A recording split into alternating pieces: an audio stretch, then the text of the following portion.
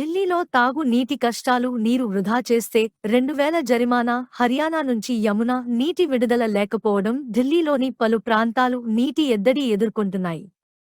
ప్రజలు కనీస అవసరాలకు నీళ్లు లభించక ప్రజలు ఇబ్బందులు పడుతుండటంతో ఢిల్లీ జల్ బోర్డు వాటర్ ట్యాంకర్ల ద్వారా నీటిని సరఫరా చేస్తుంది.